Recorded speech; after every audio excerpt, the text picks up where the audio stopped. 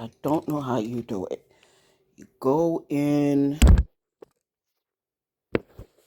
these places, you get waxed. That's it. This is not an advertisement. They should pay me, but why are you why are you guys killing yourself with the waxing? I'm serious. Why are you killing yourself? Oh my god. Yeah, go through all that pain. All that pain. Let me get this off my ear because it's gonna burn my ear. Why you go through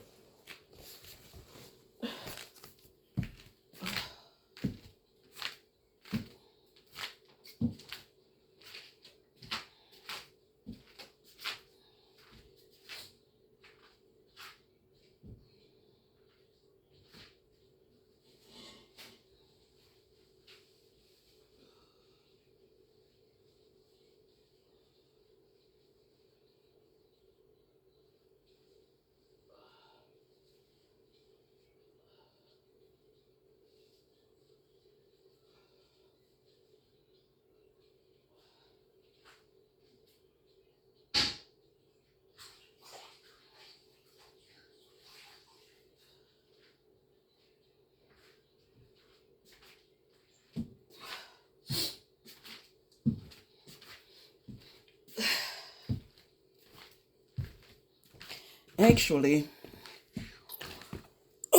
actually oh oh god. Actually I was supposed to be actually I was supposed to be shaving it first and then whatever's left, I put the cream, but I said, you know what? I will do the other direction right now. Whatever don't come off with the cream, I'll shave off. So if it doesn't turn out right this time, I'm gonna show you how you can do it so it can turn out correctly. You shave it first, then you put the cream on to take off whatever's left. You understand? But all that waxing, ladies, that's horrible on your skin.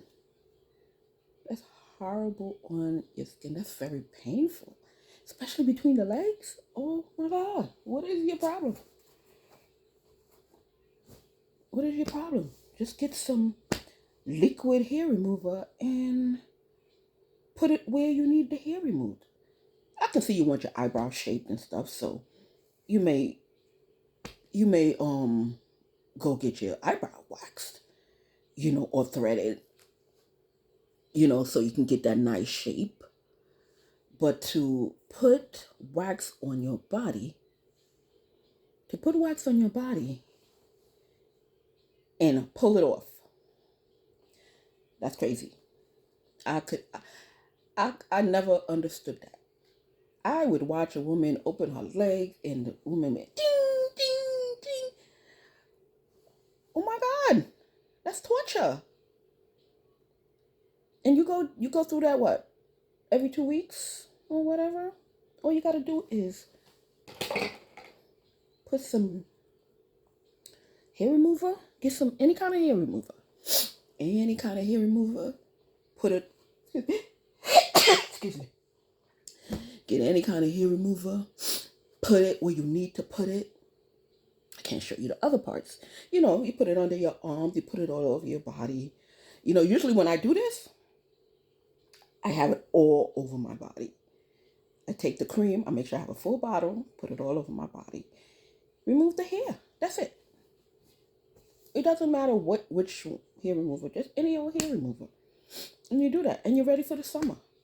And then maintain it, you know, and do it. I'm very sensitive to razors, so I don't like using razors too much, but hair on my face and stuff is very coarse. So this liquid is not going to take off my face. So I have to use some sort of razor, but I have a professional razor because the cheap one is the ones that made all this marks on my face. Plus, I just have to, before the summer come, I'm going to get all this off my face, hopefully, if I get it done, because I have to get the cleansers. I have to do all the stuff. I have to do the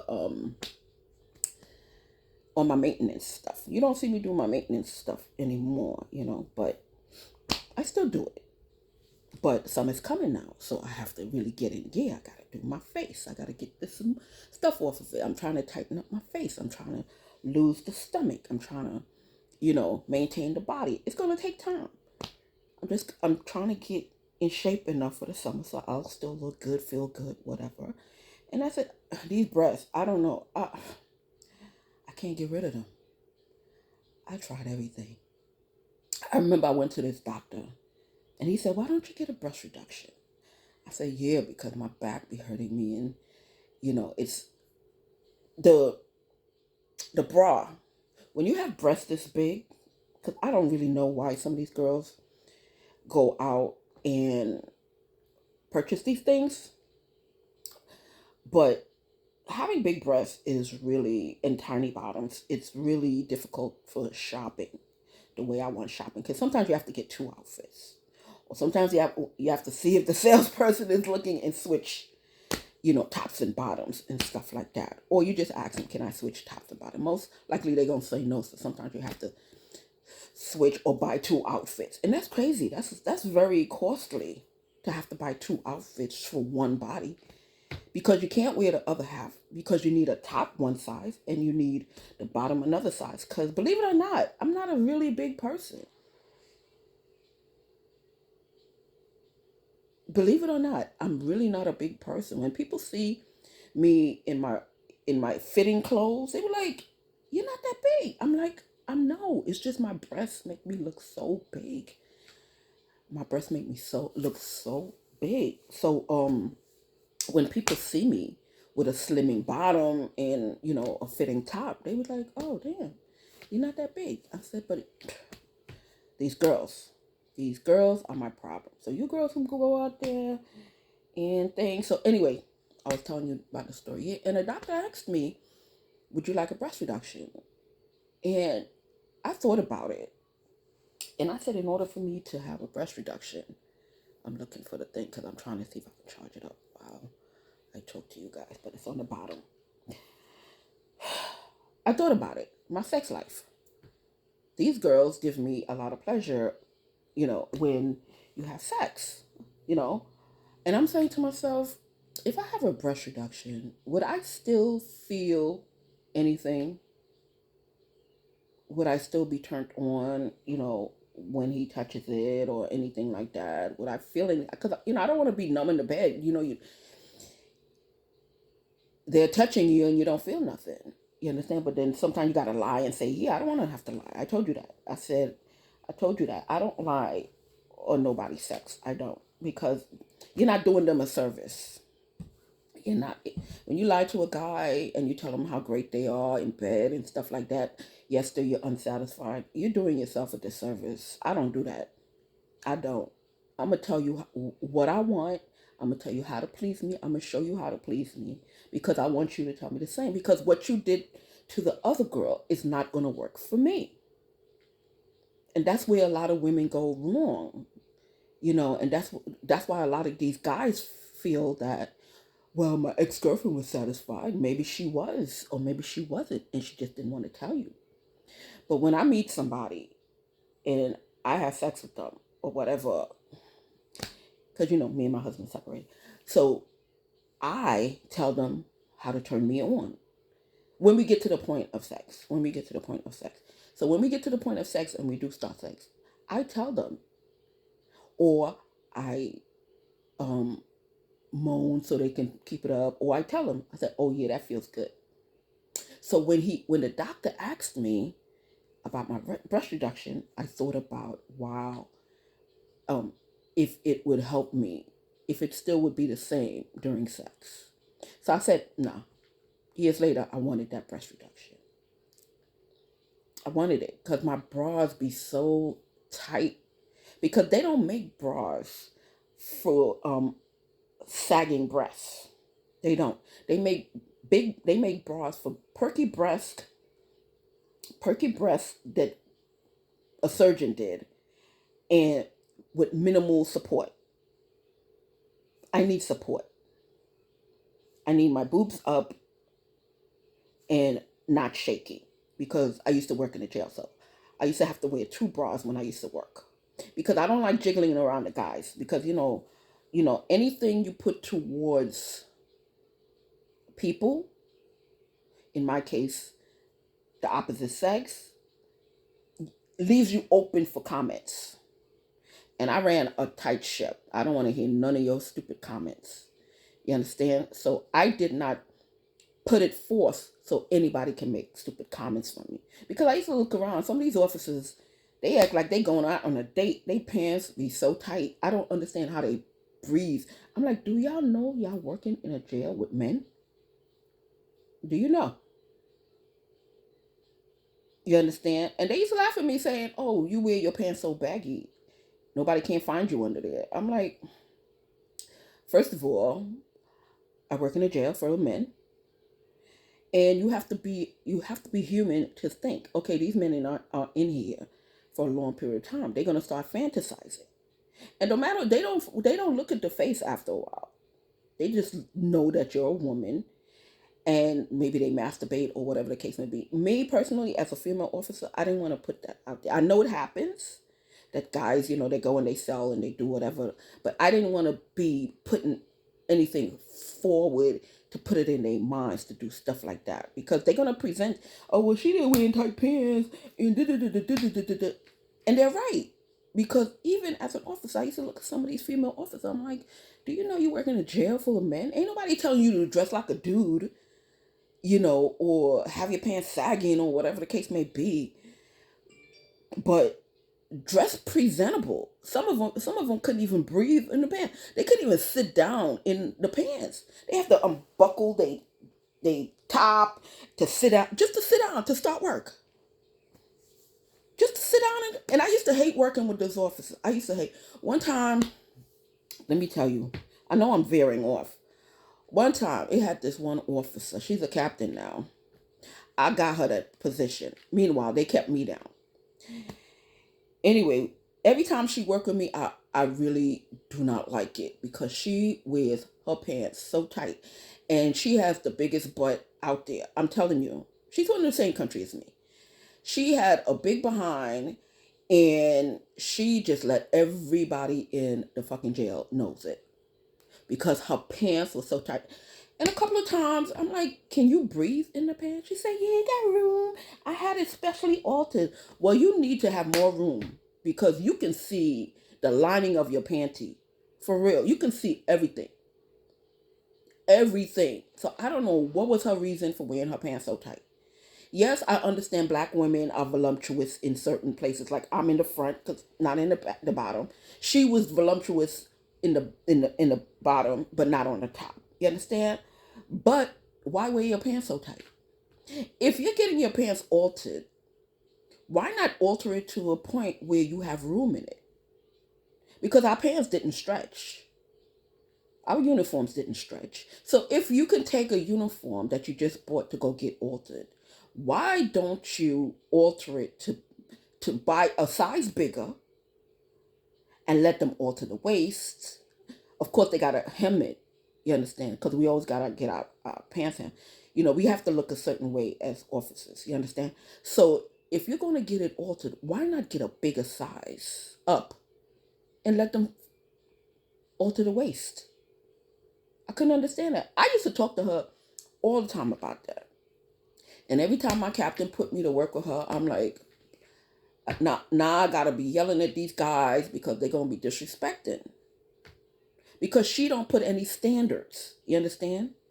She didn't have no standards at all with these guys. She would be back and forth with these guys with they bullshit talking about her butt, and she would just take it as a joke, and she would still be wearing her tight pants and walking around the hallways like it's all good. And I hated working for her. I did. Now girl, I didn't like working with you because you look like a whore.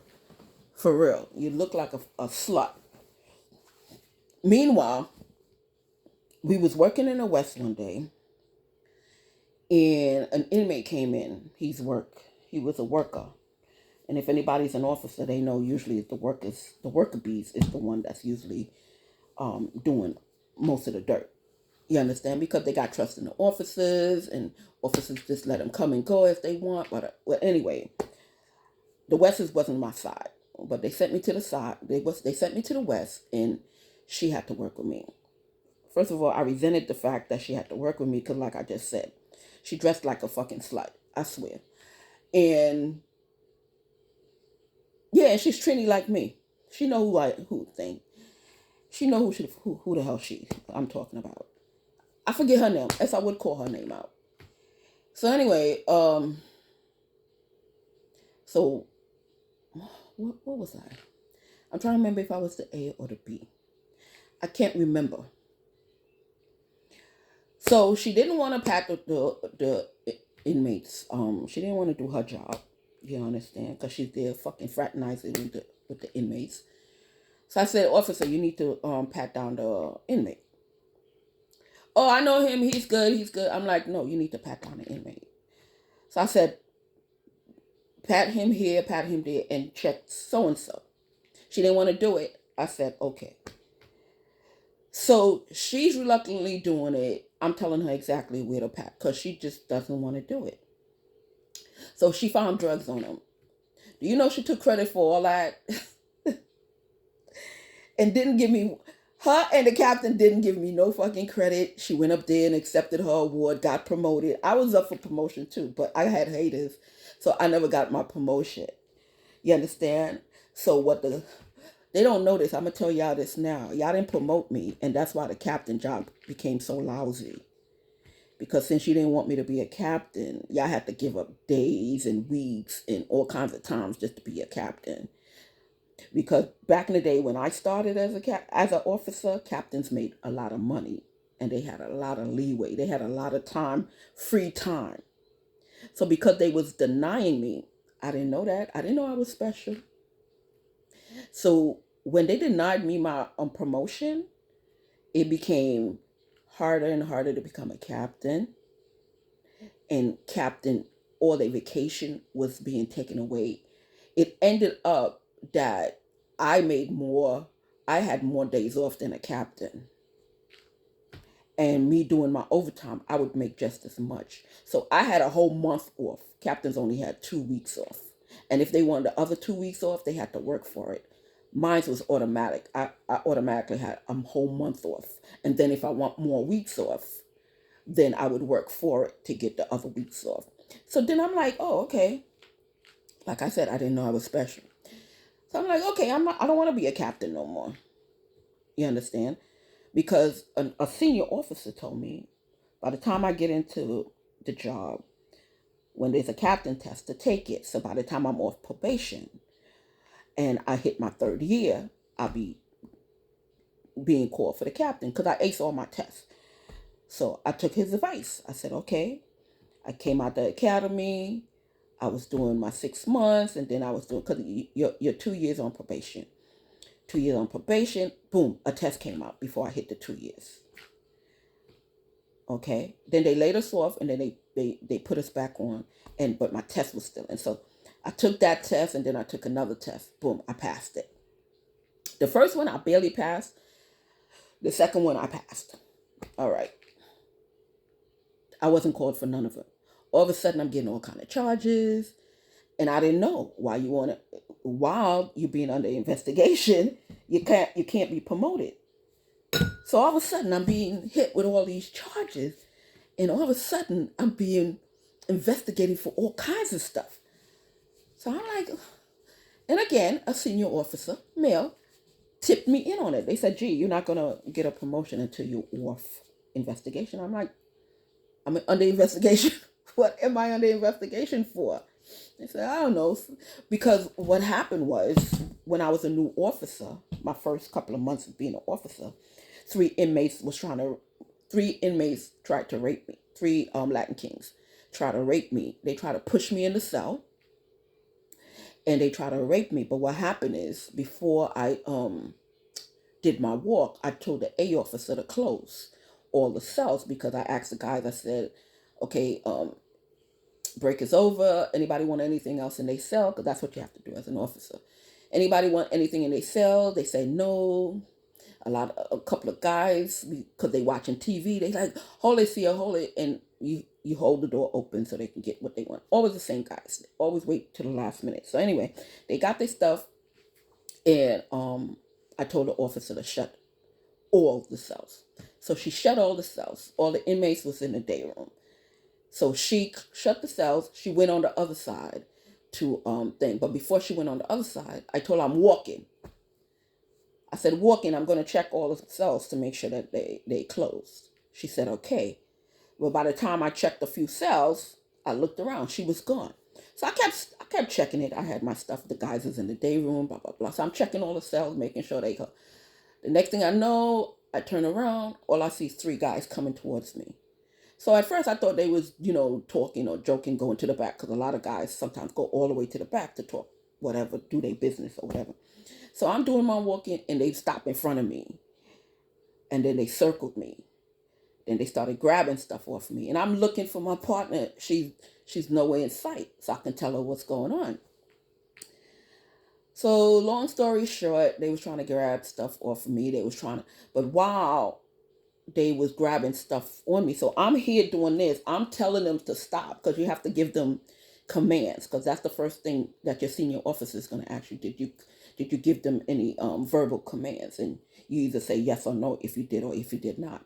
So I started giving them verbal commands. Stop. Don't touch me. Get away. Go back in the day room. Move away. But it was 3 of them. So when I'm telling one to stop, I'm moving my hand. I'm giving commands. So I'm doing all this, right? And while they're doing that, they circling me. They walking around me. But what they're doing, they keep looking back, and when they walk in, when they circling me, they pushing me further and further back to the back of the hallway. So meanwhile, I'm looking to see if my A officer's there. She still hasn't come back. Now you heard I'm walking. You see that I'm here with the inmates. You're supposed to wait the A officer is supposed to wait for the B officer to do their tour, and when they almost hit to the front, then you go to the next side. She heard I'm walking. She goes directly to the other side, and I was in midst walk, like I said. So they're around me, and thank God none of the cells was open. So I couldn't find her. I didn't want to ring the bell, so I kept talking to them, because sometimes, you're trying to figure out what's going on here or whatever. So finally, they was not stopping what they doing, and they pushing me further and further back in the back of the thing. I guess they was looking for an open door, one of the open cells. They didn't get it, so I just found my alarm, pressed my alarm. She didn't even know what was going on. All she heard was a knock on the door, and the squad came running in. She knew. Later on, I found out it was a setup. She knew what was going on. Her and her family knew what was going on, because they asked the guys to do that. You understand? Because I don't understand being an A officer. You see your female officer. She was female, and I was female. You see a female officer doing her tour, and I could understand you went to the side real quick. Maybe an inmate said, "Yo, CEO, open my cell," or whatever the case may be. But in 10 minutes, you didn't even come check on me. In 10 minutes or so, it felt like a lifetime. In 10 minutes, you never came and checked on me. Later on, I found out it was a setup. She was in on it. So anyway, those I forgot why I told you that story. Yeah. So anyway, we was in the West, and I found the drugs. She I found the drugs, but she got it, because, like I said, she didn't want to even pat down the inmate. She got a promotion and everything. Underneath that, they gave her a big award. At roll call, they called her up. She never mentioned my name. The captain never mentioned my name. Like, she did it all by herself. She never even mentioned. I said, okay, no problem. So she got her promotion. Still wear tight pants to this day. So then I saw her around my neighborhood. Then I put 2 and 2 together. Plus she's Trini. I'm Trini. My haters are Trini. Yeah. So anyway, I didn't like working with her. To me, she was an embarrassment. Didn't. I don't want the kind of backlash that you know, she was bringing forth to herself, because I led with control with my guys out of respect. You respect me, and I respect you. You understand? Nobody call nobody out their names. Nobody say any derogatory stuff. That's how I ran my ship, and I showed them respect by dressing a certain way, officer like, and I did not give them anything that they didn't deserve. You understand? So I wouldn't withhold stuff just to just to be mean. You understand? And even with the guys who is a pain was a pain in the ass, I give them the stuff they supposed to get. I didn't go overboard for them, but I gave them the stuff that they supposed to, because the first thing they're gonna tell you, oh, she didn't do this and she didn't do that. So I knew how to play the game. I'm like, I'm gonna give you everything that the department tells me to give you, but don't ask me for nothing extra, because you're not gonna be on the gate disrespecting me and still expect favors. And in jail, it's favors. One hand washes the other. You don't go in. I didn't go in there thinking I'm better than the inmates, because they just inmates. They not found guilty or innocent yet. You understand? I'm no better than the inmates, so I treated them as such.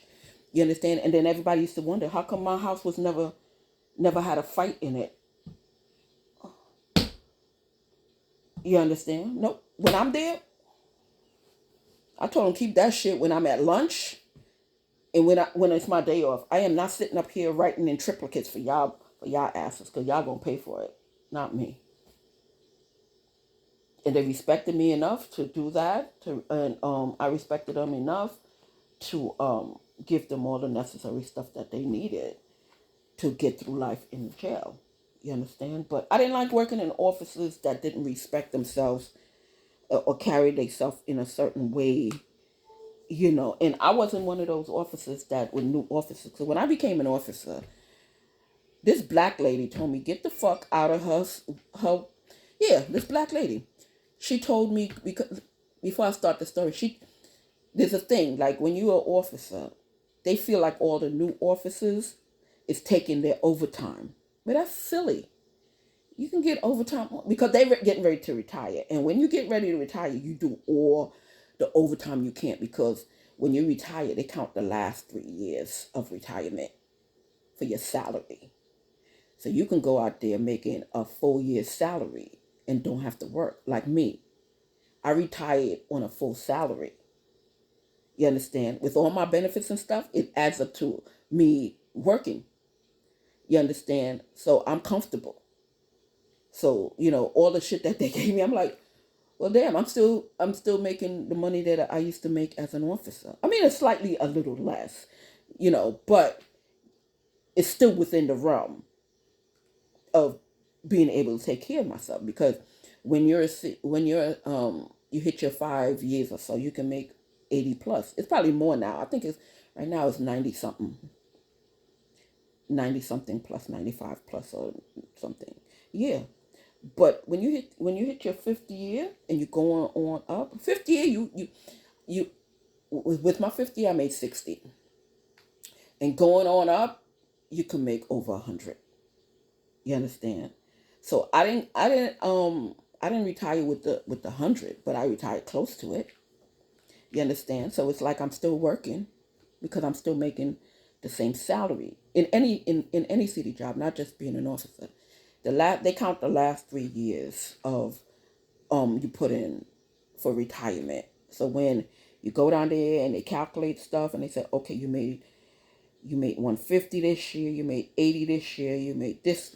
So that's why I was telling a different story. That's why my superior officers kept writing me up, because they kept writing me up so my salary base can go down. Because when you get a write up, they take money from you, they take time from you. So by the time you're ready to retire, and if those are your last years that you're getting ready to retire, they count that. So say for instance, I would have retired and I'm supposed to make 90 that year, but I keep getting written up. And instead of 90, I made 50. They count that 50. They don't count your 90. They count 50 because you got all the write-ups. They took all your time. They took all your money. So that's what my senior officers, whose family hated me, that's what they was doing. They kept writing me up, sending me to the principal, sending me to the DEP's office. My union wasn't doing nothing for me because the union members were family members of the captains that was writing me up. I didn't know that because in city work, in government work, a lot of family members do this, start coming on to the thing, and that's how you get all these clicks, because you're working with a family member, don't know it because they have a different last name or whatever. But me, I used to look at the body type. I used to look at how they talk. I used to look at their attitudes. I used to look at their mannerisms. I'm like, okay, you're a family member of so.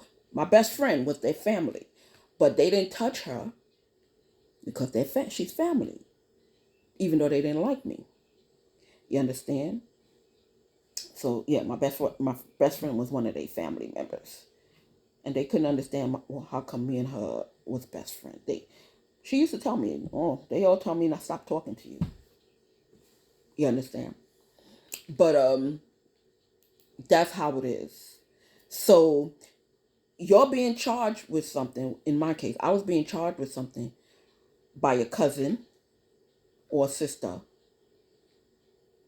because the other cousin didn't like me. So now they got to find ways to write you up. And then they send you to the DEP or the captain who is a family member or scared, because one of the DEPs, she was Haitian. She used to blackmail everybody because her thing was to move up as fast as she can through blackmail. So even though they couldn't find nothing on the person, because this warden who she was blackmailing, I heard he had exemplary attendance, never took a day off. So she had to find something that was wrong with him. And with most men, it's affairs. So he probably was having an affair on his wife, and she was blackmailing him. You understand? So when I think another DEP, that's a different meeting. So one of the DEPs was related to the people that I couldn't get along with. Well, they couldn't get along with me. I didn't know that. So half the damn jail is family. You don't know that. You understand? So, but later on, if you pay attention, you would find out. Because like I said, you look at the mannerisms, you look at the people, whatever the case may be. That's how I find out who's family and not. You understand? Because certain things about a family is a trait. You understand? It's a trait. And even though you try to hide it, it can't be hidden. So anyway, so I'm sitting in front of the warden, or I'm sitting in front of the DEP, and I'm noticing I'm talking, and he's fiddling with his whatever. And me, with my big mouth, I'm like, excuse me, are you listening, or you already know my case already? He said, oh, the secretary fills me up. The secretary. Now, that's another story. They put all the secretaries in the jail, or their family members, to be secretaries. Why? So they can cock block. So they can know everything that goes on in the office of whoever they want to find out. Most likely it's the DEP and the warden. Because the DEP and the warden is usually out somewhere. Mostly the warden. Out in meetings and stuff. Don't really know what's going on in the jail until when he comes in, and then they fill him in. And they fill him in with what they want him to know. The DEPs. Okay? And the DEPs are family with the captains, then the officers.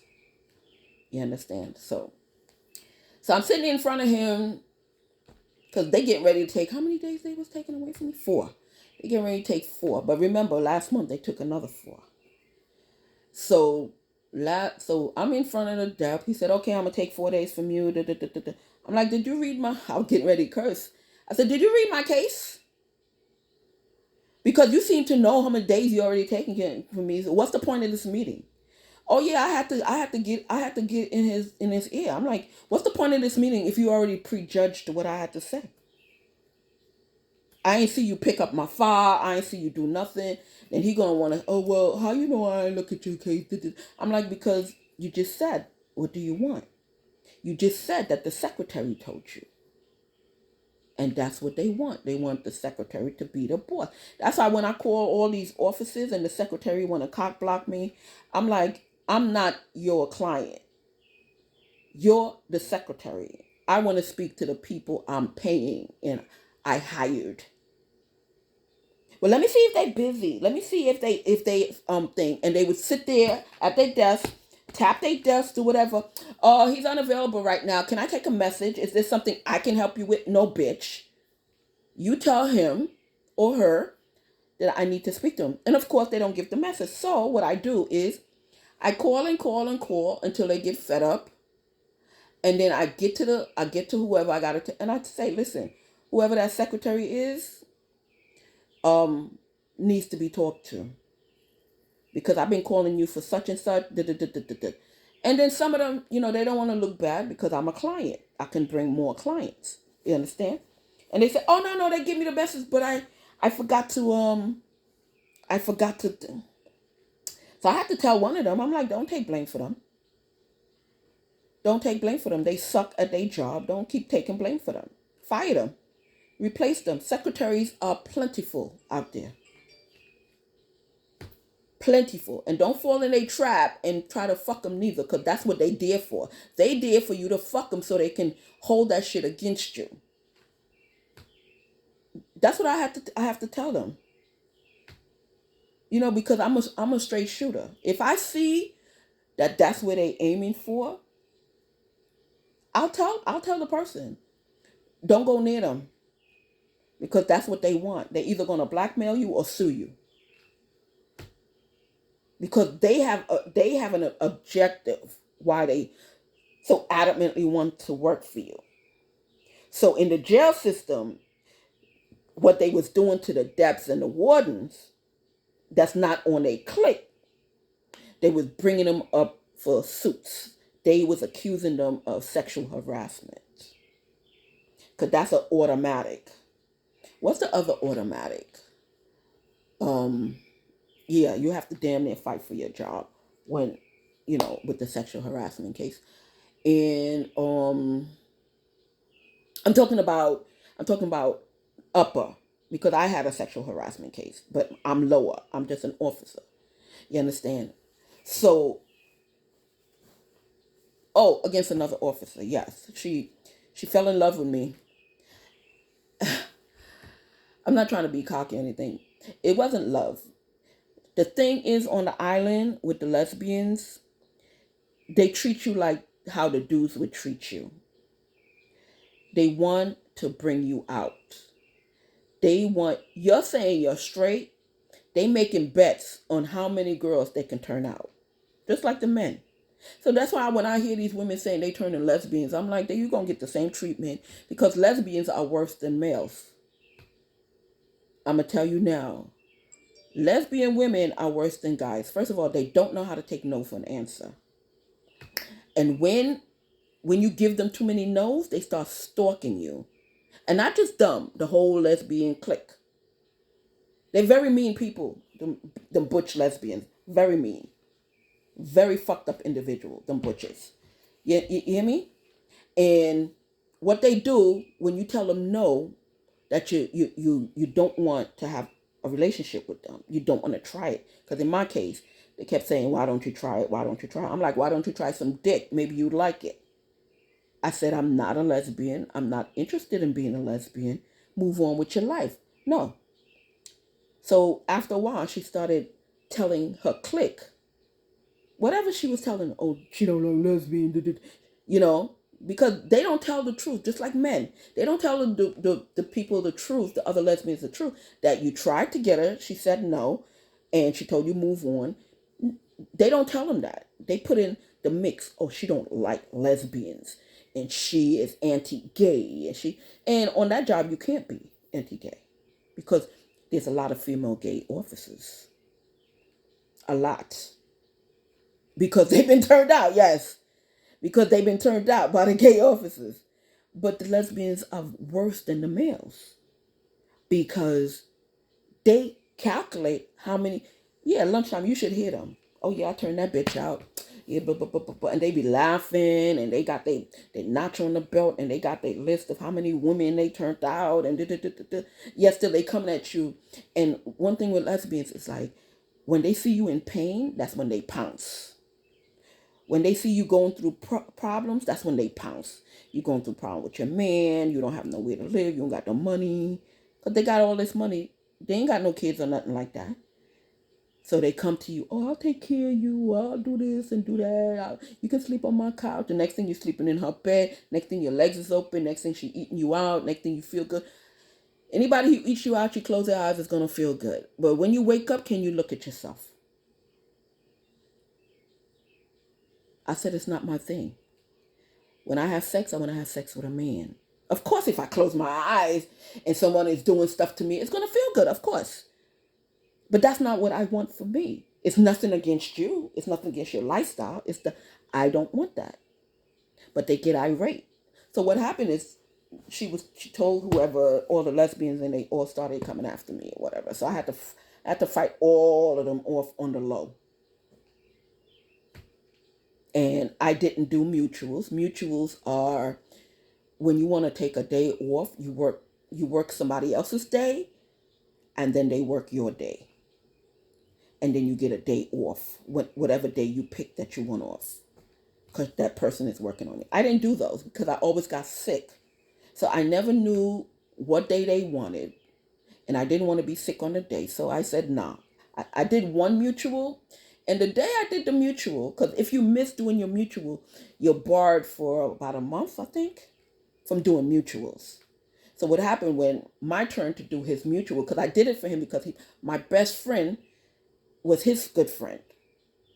So I said, okay, I'll do your mutual for you, because he couldn't find anyone. The Spanish guy. I said, okay, I'll do the mutual for you. But what happened is, when it was my turn to do the mutual, it had a snowstorm. I couldn't get into work. I called the captain at the thing, because all you have to do when you can't come in is call HMD, and HMD would thing to know, and they would call your area that you're in. But I called the captain personally. I'm like, listen, I have a mutual, but it's snowing. No buses coming. I can't move my car. But they still, I think they still held it against him. You understand? I think they still, and he stopped talking to me, because I guess he thought I did it on purpose, but I didn't. It snowed that day, and I called the captain several times, and they said, okay, you can't come in, so we'll just give it to somebody else or whatever. But he got barred for that month. But they did that on purpose because they wanted him to not like me, because like I said, they didn't want anybody to like me. So they was working their magic in between, and me not knowing, but I loved my job.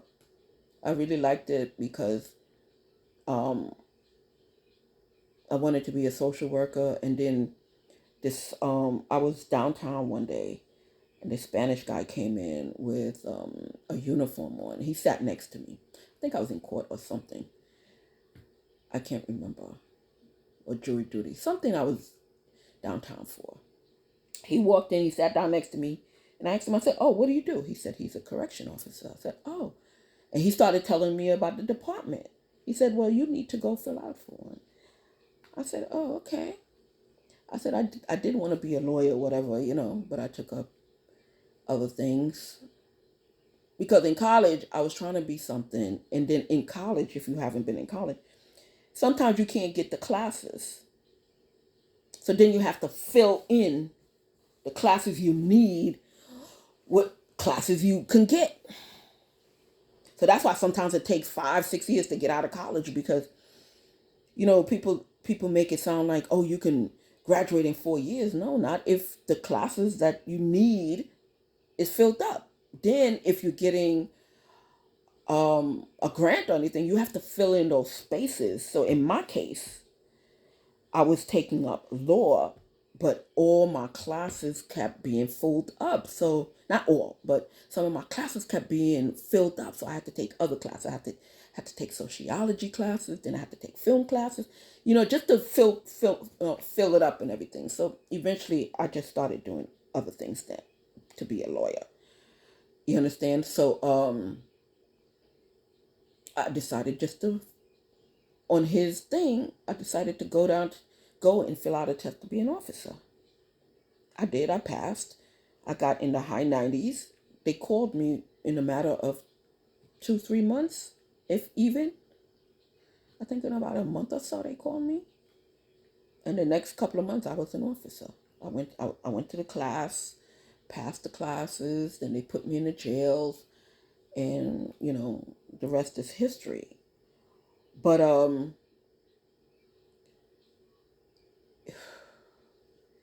it I really liked it because I was my own boss, so to speak. Because when your supervisor come in, they come in for like 5 minutes. You got a lot of rules over you, but you're basically running your own show for about 7 hours. You understand? For about 7 hours, you're running the show. You see your captain for about a couple of minutes. They sit there, talk to you, ask you whatever. If the dep goes walking, you see them for a couple of minutes. And that's about it. And the rest of the day is yours and the inmates. But then you have to deal with a lot of personalities. So you have to make up your mind. This is what you want to do, because public service is not easy. When you go down to DMV, it's not easy. When you go down to Social Security or welfare, it's not easy being a public service, because a lot of people talk down to you because you work for the government. And they expect that they can talk to you like that or treat you like that. And I just not was putting up with that. I didn't put up with disrespect on nobody's part, not even my superior officer. So I always spoke in a certain way, and I always treated them in a certain way that they have to give me respect back. But when they talk down to me like I'm supposed, one of my superior officers, family again, what she used to do is that me and her cousin was having problems. She liked the guy that liked me. He didn't like her no more. They dated. They fucked, and he just didn't want to date her no more because she became very, very obsessive, and he just wanted to have a fling, and she didn't want that. So she felt they went into it just, I'll sleep with you and you sleep with me, because they both she was living with her baby father. She got 3 kids with this guy. She was living with him, and he was dating or living with somebody, I don't know. But by the time he got around me, he was separated from the girl. And but anyway, so him and the girl broke up, and of course other women was before me. You understand? So anyway, me and him started talking and whatever. She found out. She didn't like it. He no longer want to talk to you. And he told her, he said, listen, this was a mutual agreement. You and I were just supposed to be hitting each other whenever we can. I didn't think you would fall in love with me. He said, anyway, I don't think you're in love with me. You just don't want me to talk to no other person, which he was right. Because every other girl that he spoke to, she went after them. Just because he didn't want her. And I didn't know all that. So when he came after me and him started talking and vibing and stuff like that, she found out me and him was talking. She notified me that they talking. So I stopped talking to him because I didn't know if he was lying or not. So I stopped talking to him. So do you know, even though I stopped talking to him, she still came after me? So then I'm like, so about a year later, she still came after me. I'm like, fuck you, bitch. You're not even talking to this guy. He don't want you. He's not even in our jail no more. Because he left. He ran. He left that jail. And he went to another jail. And we connected from the other jail. And she just tried to make my life miserable. So she's one of the reasons why I had to leave work and get fired or whatever. You understand? And retire. Because when she found out that he didn't want her, she went ballistic. Meanwhile, she's married because her baby father left her and she started dating other people. But then she started dating this other guy. She got married to the other guy. She's married to the other guy, but then you're fighting for another guy who don't want you.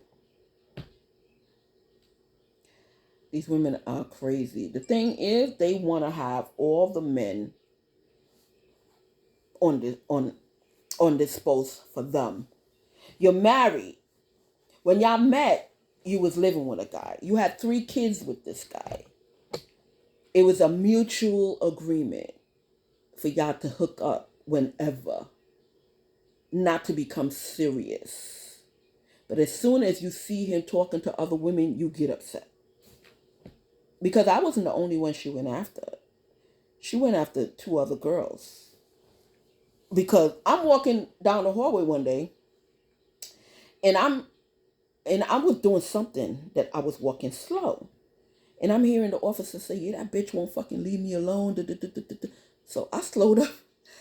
I started walking real slow. Then I stopped and I'm looking. And she said, yeah, that fucking bitch Rochester. Motherfucker don't even want her. And she here all fucking using her aunts. And so that's how I found out who her relatives were.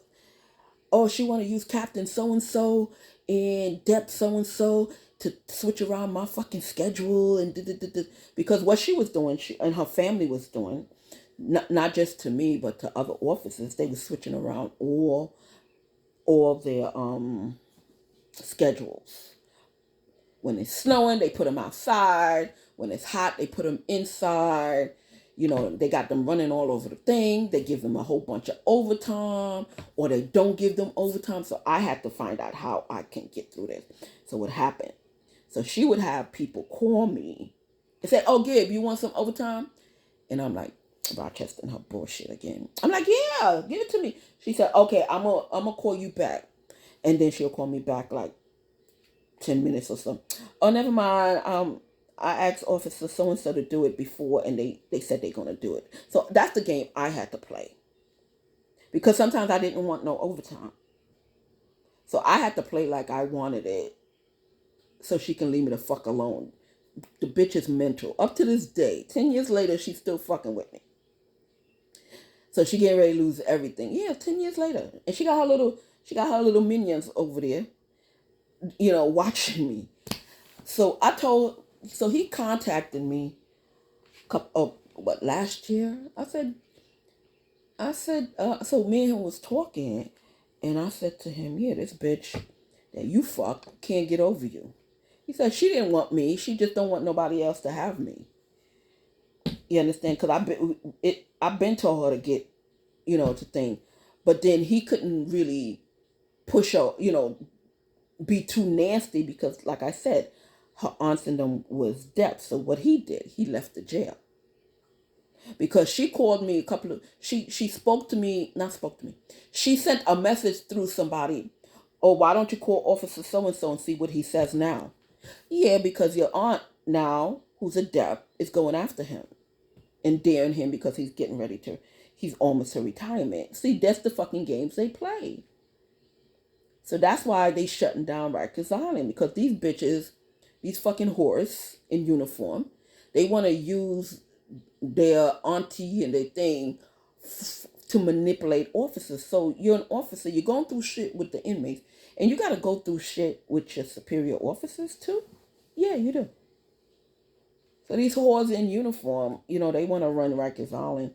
So after I left, because like I said, I didn't know I was special. The captainship was garbage now. Nobody wants to be a captain because they taking away days from captain, weeks from captains, and all kinds of captains got to do this. Captain, you don't got no more free time as a captain, hardly, you know. So being a captain was full of shit. So, you know, from what I hear. And then they got 10,000 officers. Now nobody wants to be an officer because throughout the years, they lost so much rights as being an officer because what happened was they were setting up inmates to come after me. yeah, every year it would be an initiation period for the inmates, and the inmates have to do something real rash in order to get in. One year I was that initiation factor. Somebody was supposed to slash me up. So if they couldn't get me in my stomach, they were going to slash up my face and try to kill me. So somebody heard. The very day that it was supposed to happen, somebody heard and told somebody. And that day, the whole jail was locked down. Then the whole island was knocked down, was locked down. I'm like, God is really on my side. I didn't know that somebody informed somebody that I was the target. But God was on my side. The whole first it was the jail, and then it was the whole island. They locked down the whole island. When you lock down the island, no visits, nothing. So them inmates was being taught a lesson. Officer G was the wrong one to pick. I didn't know that I had people who liked me on the island. Yep, they shut down the whole island so nothing would happen to me. And whoever did it, I'm thanking you right now. Whoever said something to the superiors, thank you, because they wasn't going to send nobody that I knew. They were going to send somebody else from a different sect. They was going to send somebody from a different house, probably from a different building. Because the building I was in, have different buildings, so they was going to send somebody. I was the hit that day, and thank God everything was shut down. The next day I came and everything was fine. I mean, I wasn't scared or anything because I didn't know until I think a couple of days after somebody told me that I was the hit. So I was going on my day just like that. Yeah. So these officers sometimes it's the one that's sending, and I know she did it because she was sleeping with inmates. I know she did it, and her family ran it through the jail that Officer G is the next hit. I know she did it. I'm still alive, bitch. Yep. So anyway, yeah, and got more power than you. Because now they asking me what to do with Rikers Island. See?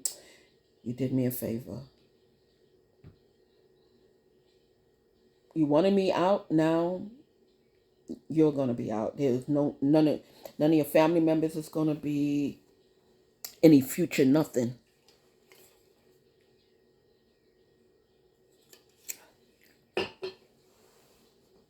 Yeah. They come to me and ask me advice on certain things when it comes to the cities and stuff like that.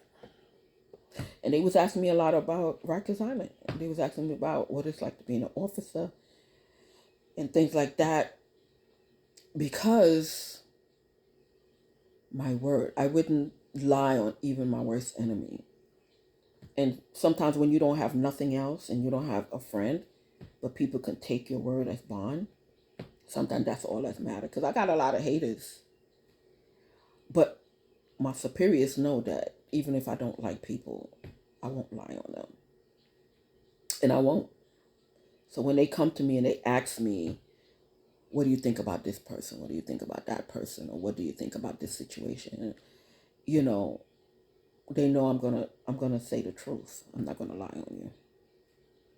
Because I always worry about, if I let this person pay for this person, or I let this person pay for this crime and we didn't catch them on that crime, what's going to happen to my offspring, my grandchildren, or or my sister's kids, or somebody in my family? So that's why I try to be as honest as I can when my opinion is asked about anybody, because your karma can follow you throughout your life. And if you're thinking you're getting a person by lying on them, it's going to come back to you and your siblings or your family or your children. The time is running out. So thank you for thinking. I'll see if I can come back on. I got to get this thing out my hair. Bye.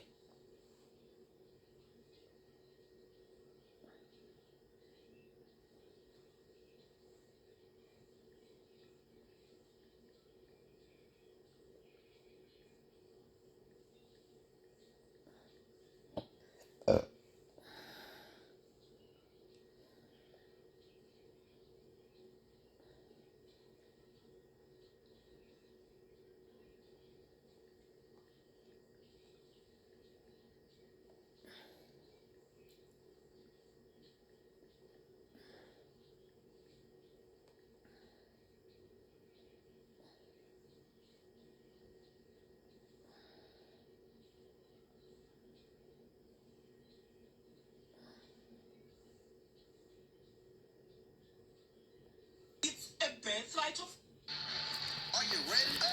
Is you ready?